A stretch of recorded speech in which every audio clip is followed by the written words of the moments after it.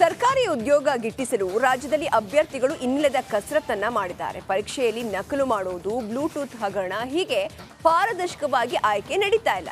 ಈ ನಡುವೆ ಭಾರತೀಯ ಅಂಚೆ ಇಲಾಖೆಯಲ್ಲಿ ಹುದ್ದೆ ಪಡೆಯಲು ನಕಲಿ ಅಂಕಪಟ್ಟಿ ನೀಡಿದ ಘಟನೆ ಉತ್ತರ ಕನ್ನಡ ಜಿಲ್ಲೆಯ ಶಿರ್ಸಿಯಲ್ಲಿ ಬೆಳಕಿಗೆ ಬಂದಿದೆ.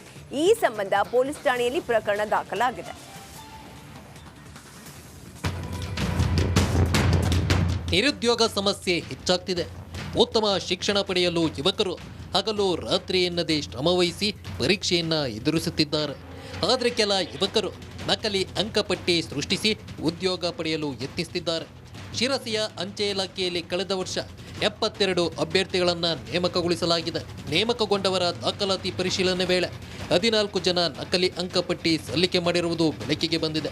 ಹೀಗಾಗಿ 14 ಜನರ ಮೇಲೆ ಶಿರಸಿಯ ಮಾರ್ಕೆಟ್ ಪೊಲೀಸ್ ಠಾಣೆಯಲ್ಲಿ ಪ್ರಕರಣ ದಾಖಲಿಸಲಾಗಿದೆ. ಭಾರತೀಯ ಅಂಚೆ ಇಲಾಖೆ ಶಿರಸಿ ವಿಭಾಗದಲ್ಲಿ 78 ಗ್ರಾಮೀಣ ಅಂಚೆ ಸೇವಕರ ಹುದ್ದೆಗಳಿಗೆ 27 ಜನವರಿ 2023ರಂದು ಆನ್ಲೈನ್ ಮುಖಾಂತರ ಅರ್ಜಿಯನ್ನು ಕರೆಯಲಾಯಿತು. ಅದರಲ್ಲಿ 14 ಜನ ಅಭ್ಯರ್ಥಿಗಳು ನಕಲಿ ಅಂಕಪಟ್ಟಿಯನ್ನು ಸಲ್ಲಿಸಿ ನಮ್ಮಲ್ಲಿ ಆಯ್ಕೆಯಾಗಿರುತ್ತಾರೆ. 14 ಜನರಲ್ಲಿ ಕಲಬುರಗಿಯಿಂದ ಒಬ್ಬರು, ಯಾದಗಿರಿ ಜಿಲ್ಲೆಯಿಂದ ಒಬ್ಬರು, ಬಾಗಲಕೋಟೆ ಜಿಲ್ಲೆಯಿಂದ ಒಬ್ಬರು, ಬೆಳಗಾವಿಯಿಂದ 4 ಮತ್ತು ವಿಜಯಪುರ ಜಿಲ್ಲೆಯಿಂದ 7, ಒಟ್ಟು 14 ಜನ ಈ ಒಂದು ನಕಲಿ ಅಂಕಪಟ್ಟಿಯನ್ನು ಸಲ್ಲಿಸಿ ಗ್ರಾಮೀಣ ಅಂಚೆ ಸೇವಕರ ಹುದ್ದೆಗಳಿಗೆ ನೇಮಕಾತಿಯನ್ನು ಪಡೆದಿರುತ್ತಾರೆ. ಇವರುಗಳ ಮೇಲೆ ಈಗಾಗಲೇ ಇಲಾಖಾ ಕ್ರಮವನ್ನು ಕೈಗೊಳ್ಳಲಾಗಿದ್ದು, ಕ್ರಿಮಿನಲ್ ಆ್ಯಕ್ಷನ್ಗಾಗಿ ಪೊಲೀಸ್ ಕೇಸನ್ನು ಕೂಡ ನಾವು ದಾಖಲಿಸಿದ್ದೇವೆ. ಸೂಕ್ತ ಕಾನೂನು ಕ್ರಮ ಕೂಡ ಅವರ ಮೇಲೆ ಈಗಾಗಲೇ ನಕಲಿ ದಾಖಲೆ ಬಗ್ಗೆ ಪೊಲೀಸರಿಗೆ ಅಧಿಕಾರಿಗಳು ಮಾಹಿತಿಯನ್ನು ನೀಡಿದ್ದಾರೆ. 14 ಮಂದಿಯ ಅಂಕಪಟ್ಟಿ ಸಂಪೂರ್ಣ ನಕಲಿಯಾಗಿದ್ದು ಸ್ಪಷ್ಟವಾಗಿದೆ. ಈ ಸಂಬಂಧ ಪೊಲೀಸರು ನಕಲಿ ವೀರರಿಗಾಗಿ ಶೋಧ ನಡೆಸಿದ್ದಾರೆ.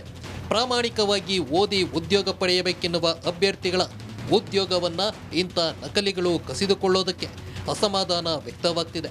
ಅಂತ ಅಕ್ರಮವನ್ನ ನಿಯಂತ್ರಿಸಬೇಕೆಂಬ ಒತ್ತಾಯ ಕೇಳಿಬಂದಿದೆ. ಜನವರಿ 23ಕ್ಕೆ ಅವರು ಒಂದು 78 ಅಂಚೆ ಸಹಾಯಕರ ಹುದ್ದೆಗಳಿಗೆ ಅರ್ಜಿ ಕರೀತಾರೆ. ಆನ್ಲೈನ್ ಅರ್ಜಿ ಕರೆದಾಗ ಅದರಲ್ಲಿ ಅಪ್ಲೈ ಮಾಡಿ ಸುಮಾರು ಒಂದು 78 ಜನ ಸೆಲೆಕ್ಟ್ ಆಗಿ ಅವರಿಗೆಲ್ಲ ಆರ್ಡರ್ ಕೊಟ್ಟು ಎಲ್ಲ ಸೆಲೆಕ್ಷನ್ ವೆರಿಫಿಕೇಷನ್ ಮಾಡಬೇಕಾದ್ರೆ ಆರ್ಡರ್ ವೆರಿಫಿಕೇಷನ್ ಮಾಡಬೇಕಾದ್ರೆ ಅಲ್ಲಿ ಜಿ ಆ್ಯಪಲ್ಲಿ ಅದರಲ್ಲಿ ಒಂದು ಆ್ಯಪಲ್ಲಿ ಗೊತ್ತಾಗ್ತದೆ ಇದೆಲ್ಲ ನಕಲಿ ಅಂಕಪಟ್ಟಿ ಅಂತ ಗೊತ್ತಾಗ್ತದೆ. ಆವಾಗ ಅದರ ಬಗ್ಗೆ ಎಲ್ಲ ಅಪಾಯಿಂಟ್ಮೆಂಟ್ ಕೊಟ್ಟಿದ್ದನ್ನು ಅವ್ರು ಕ್ಯಾನ್ಸಲ್ ಮಾಡ್ತಾರೆ. ಮತ್ತು ಅದ್ರ ಬಗ್ಗೆ ಏನು ವೆರಿಫಿಕೇಷನ್ ಮಾಡಬೇಕು, ಈ ಶಾಲಾ ಮಂಡಳಿಗೆ ಅವರ ಅಂಕಪಟ್ಟಿಗಳನ್ನು ಕಳಿಸ್ತಾರೆ. ಅಂಕಪಟ್ಟಿಗಳಲ್ಲಿ ಕಳಿಸಿದಾಗ ಅದು ನಕಲಿ ಅಂತ ಗೊತ್ತಾಗ್ತದೆ. ಅದರಲ್ಲಿ 14 ಜನ ನಕಲಿ ಅಂಕಪಟ್ಟಿ ಕೊಟ್ಟು ಸೆಲೆಕ್ಷನ್ ಆಗಿರ್ತಾರೆ. ಅವರನ್ನು ವಜಾ ಮಾಡ್ತಾರೆ. ಆಮೇಲೆ ಅದನ್ನು ಡಿಸ್ಕಷನ್ ಮಾಡಿ ಅವ್ರ ಬಗ್ಗೆ ಒಂದು ಕ್ರಿಮಿನಲ್ ಕೇಸನ್ನು ದಾಖಲೆ ಮಾಡಲಿಕ್ಕೆ ಮಾರ್ಕೆಟ್ ಸ್ಟೇಷನ್ಗೆ ಬಂದು ಕಂಪ್ಲೇಂಟ್ ಕೊಡ್ತಾರೆ. ಅದ್ರ ಪ್ರಕಾರ 14 ಜನರ ಮೇಲೆ ಒಂದು ಕೇಸ್ ದಾಖಲಾಗಿದೆ. ವಂಚನೆ ಮಾಡಿದ ಬಗ್ಗೆ ಕೇಸ್ ದಾಖಲಾಗಿದೆ. ಈ 14 ಜನ ಬೇರೆ ಬೇರೆ ಜಿಲ್ಲೆಯವರಿದ್ದಾರೆ. ಬೆಳಗಾವಿ, ಬಿಜಾಪುರ, ಬಾಗಲಕೋಟೆ ಬೇರೆ ಬೇರೆ ಜಿಲ್ಲೆಯವರಿದ್ದಾರೆ. ಅವ್ರ ಮೇಲೆ ನಾವು ಈಗ ಆಲ್ರೆಡಿ FIR ದಾಖಲೆ ಮಾಡಿದ್ವಿ, ಅದನ್ನು ತನಿಖೆ ಕೈಗೊಂಡಿದ್ವಿ. ಒಟ್ನಲ್ಲಿ ನೌಕರಿ ಪಡೆಯಬೇಕೆಂಬ ನಕಲಿ ಅಂಕಪಟ್ಟಿ ಸಲ್ಲಿಸಿದ 14 ಜನರ ಬಣ್ಣ ಶಿರಸಿಯ ಅಂಚೆ ಅಧಿಕಾರಿಗಳು ಬಯಲು ಮಾಡಿದ್ದು. ಇದರ ಹಿಂದೆ ಯಾರ್ಯಾರ ಕೈವಾಡ ಇದೆ ಎಂಬುದು ಮುಂದಿನ ದಿನಗಳಲ್ಲಿ ಬೆಳಕಿಗೆ ಬರಬೇಕಾಗಿದೆ.